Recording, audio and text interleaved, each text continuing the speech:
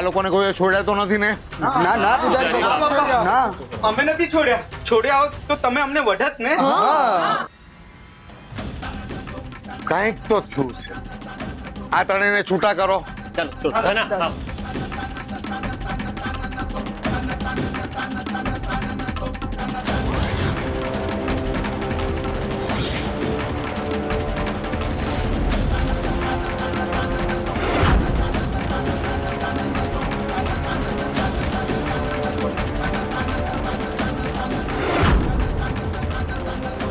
બોલો, તમે લોકો શું જોયું?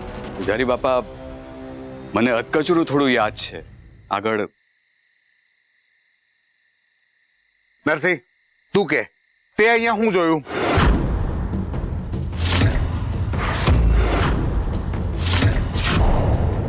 પૂજારી બાપા, તમે લોકોએ લાલાની મૂર્તિને પારણામાં બેસાડી અને નંદ ઘેર આનંદ ભયોનો નાચ કરવા લાગ્યા.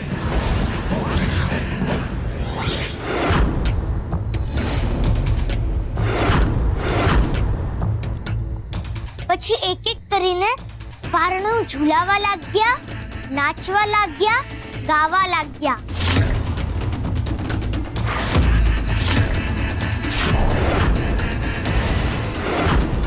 નરસિંહ, તું શું બોલી રહ્યો છે?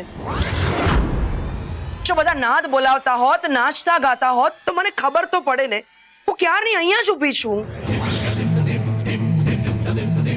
હા ઝવેર ભાભી, તમે અમને લોકોને નાચતા ગાતા જોયા? ના નરસિંહ, બા તને રોજ વાર્તા કહેતા અને તું પણ બાને વાર્તા કહેતો. ક્યાંક તું અમને બધાને વાર્તા તો નથી કહી રહ્યો ને? નરસિંહ, તું આખા ગામને ઉઠા ભણાવે છે, શરમ નથી આવતી?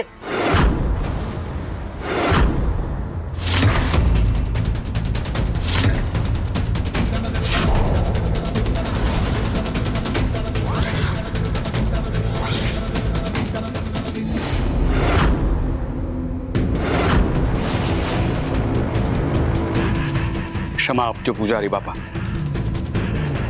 મારા નરસિંહને બરાબર ઓળખું છું. એ ક્યારેય ખોટું નહીં બોલે.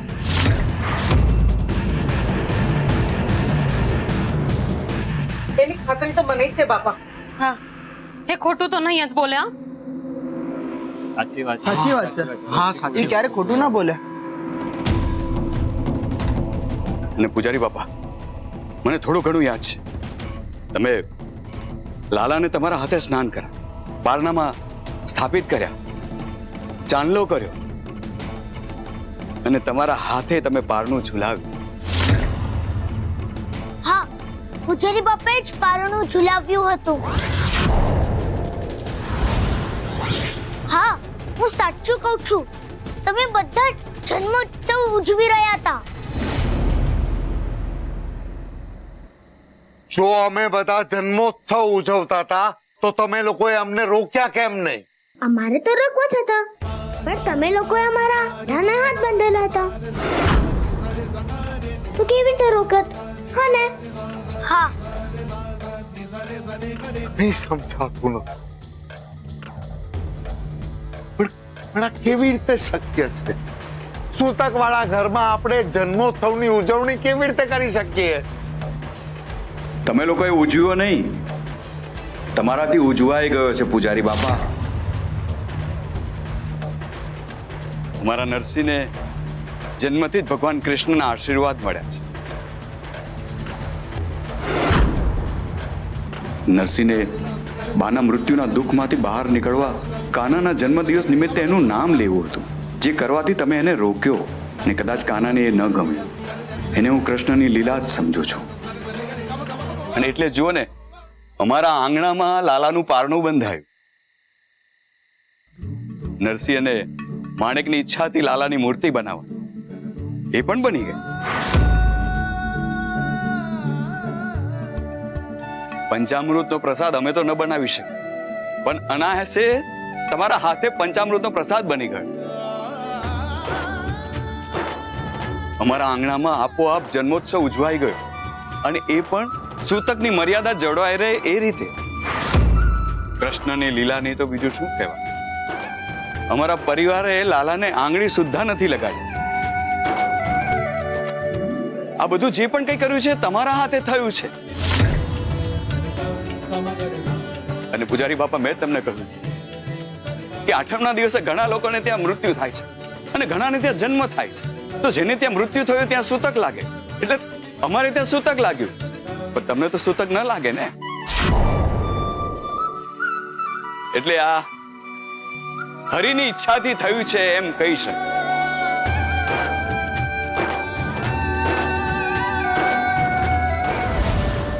મોટા ભાઈ, પારણામાં જે લાલાની મૂર્તિ છે એ હું લઈ લઉં?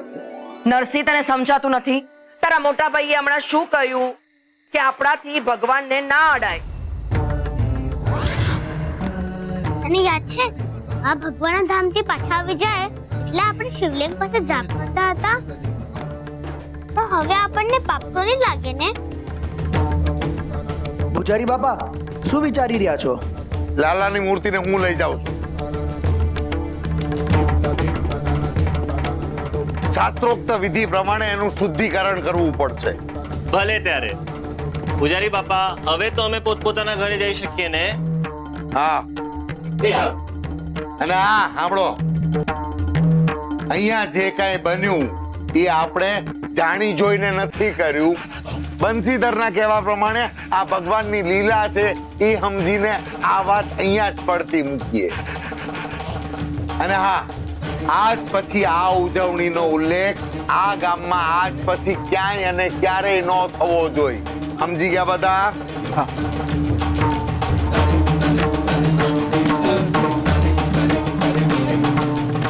અને હા ભૂલીબેન, આ પારણું તમે તમારા ઘરે લઈ જાજો અને પ્રસાદ વધ્યો હોય તો એ તમારા ઘરે લઈ જાજો.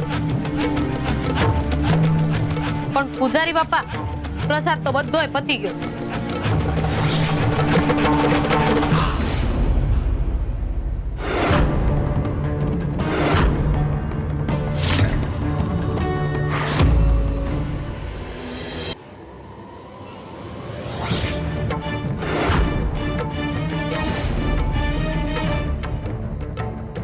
મોટા ભાઈ, સાચે જ કૃષ્ણની લીલા ગજબ કહેવાય.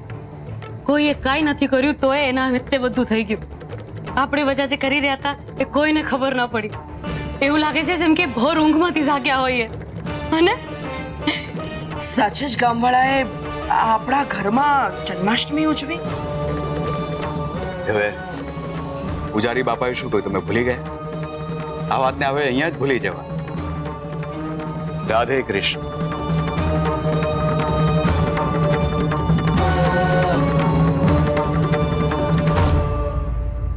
રાધે કૃષ્ણ. રાધે કૃષ્ણ.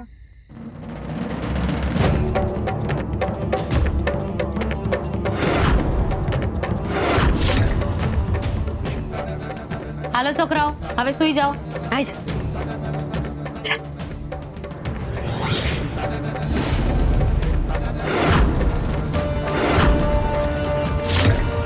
બેના, આ શું સાચે જ કૃષ્ણ ભગવાનની લીલા છે?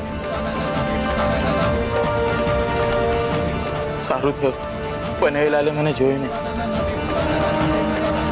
હું જાઉં છું.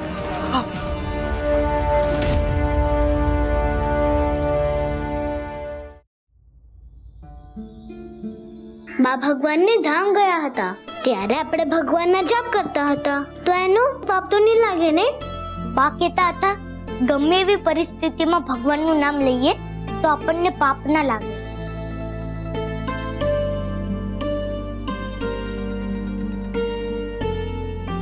આપણે તો ભક્તિ કરીને મનમાં જ ભગવાનનું નામ લેતા હતા જેથી આપણે બાના દુઃખને ઓછું કરી શકીએ.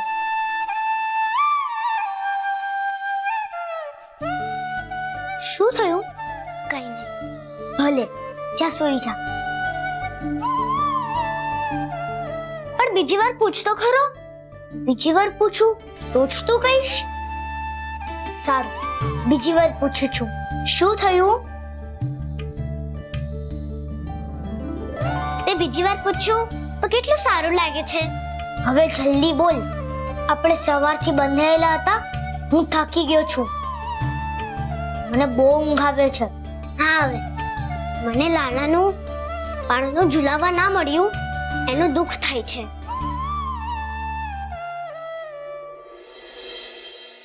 પણ લાલાના જન્મદિવસની ઉજવણી તો આપણે જોઈ ને.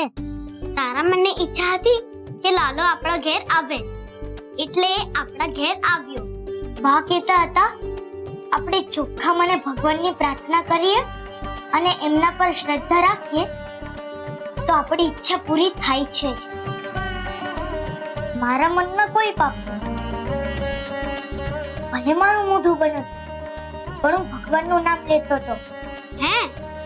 હા, હું પણ રાધા કૃષ્ણનો જાપ કરતી હતી. હે? હા. આપણા મનની વાત લાલો સાંભળતો હતો.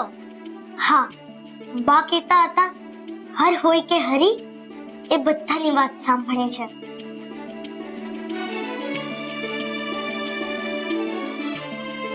ચાલ હવે તો સૂઈ જા, હું પણ સુવા જાઉં છું.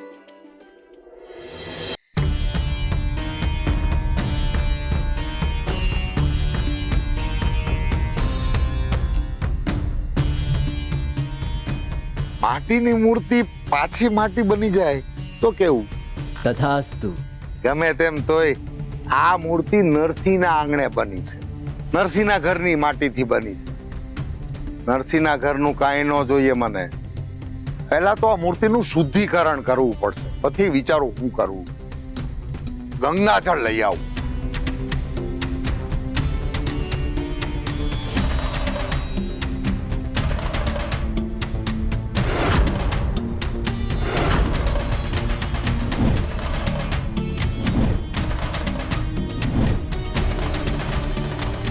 ઓમ નમઃ શિવાય, ઓમ નમઃ શિવાય, ઓમ નમઃ શિવ.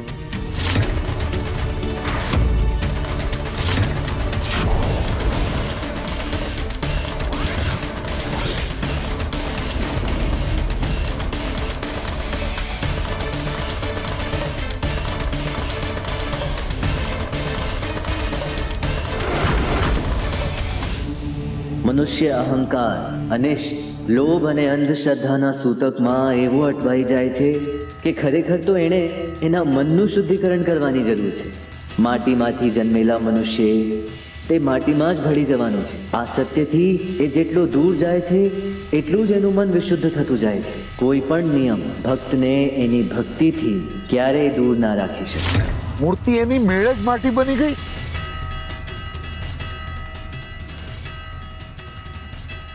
કદાચ મૂર્તિની માટી અપવિત્ર જગ્યાએથી આવી હતી એટલે પવિત્ર તુલસીમાં ભળી ગઈ.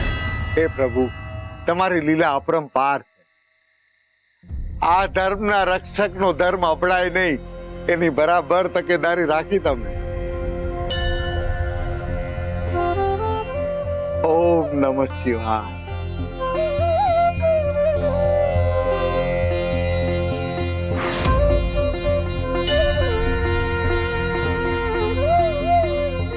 હર હર મહાદેવ.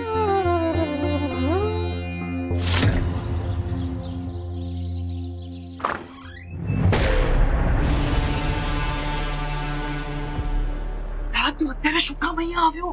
કોઈ જોઈ જશે તો ખોટી ઉપાધિ થશે. બેના બહુ ભૂખ લાગી છે. ભૂખના મારે હવે મારો જીવ જશે. મારે તારા દુશ્મન હું ભૂંડું બીજી વાર ના બોલતો. ઉભા રહે.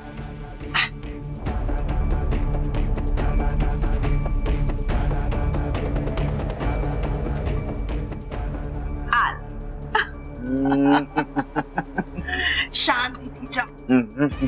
વાહ વાહ વાહ બેના વાહ. કેટલા દિવસ પછી તારા હાથને ખાધે છે. મજા આવી.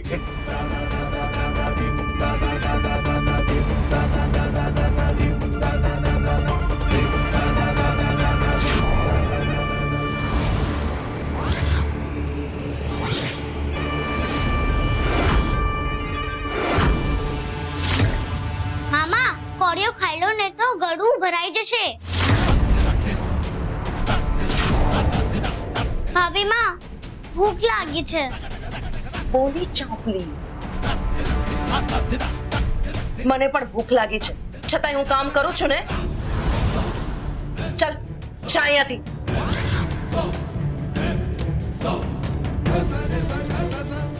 હજુ ઊભી શું છે અહીંયા?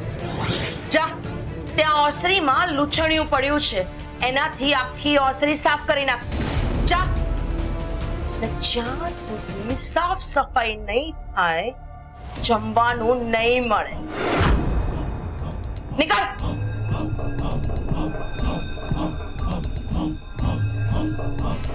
લા જલ્દી કર. પેલી ચાંપલી તારા બનેવી સામે બકી દેશે ને તો ખોટો ઘરમાં કજિયો થશે. જલ્દી કર.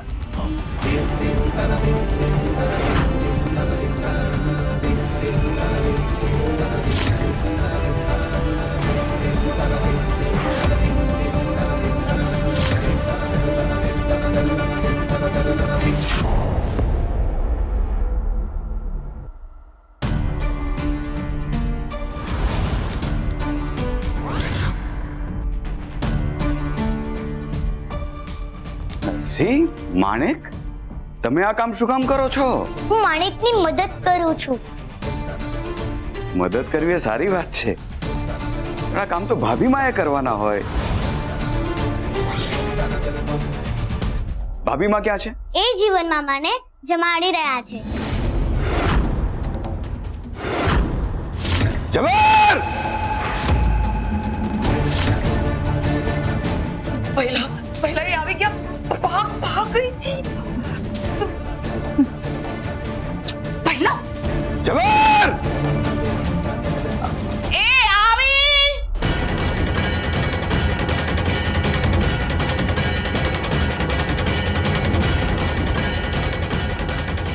હા હા બોલો. જીવન અહીંયા આવ્યો હતો.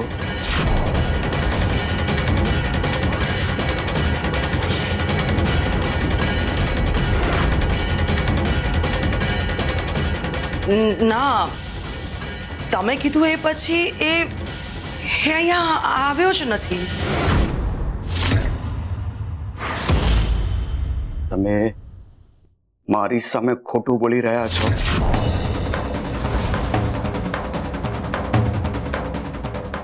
ના, એ હું મને ખબર પડી ગઈ કે તમે ખોટું બોલી રહ્યા છો.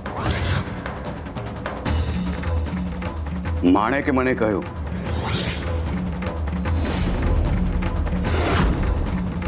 કે જીવન અહીંયા આવ્યો હતો, એ રસોડામાં જમી રહ્યો હતો.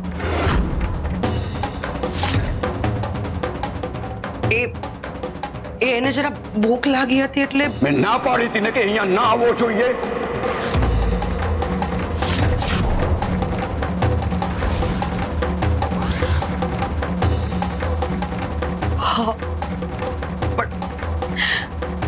પહેલાની ભૂખ સામે બેનની લાગણી હારી ગઈ, એટલા માટે મેં એક બટકું રોટલો આપ્યો હતો.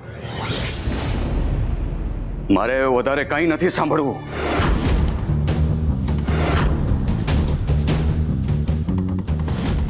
તમે મારો વિશ્વાસ તોડ્યો છે.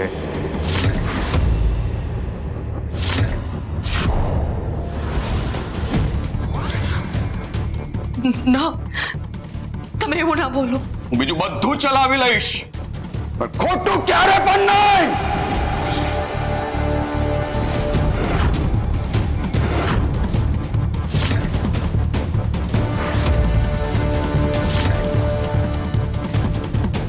કહું છું સાંભળો છો?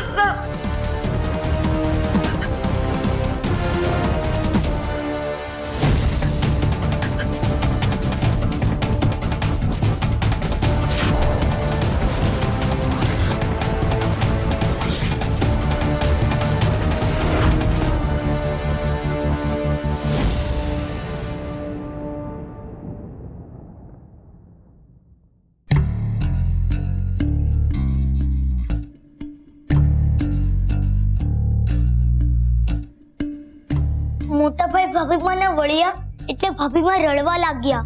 મારા લીધે મોટા ભાઈ ભાભી માને વળ્યા. હું એમને મનાવી લાવું.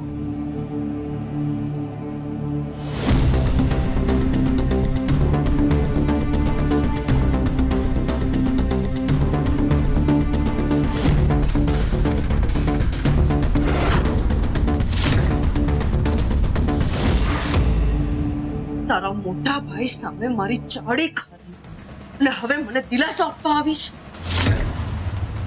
હા તું હવે તું તારી સામે હું શું કરું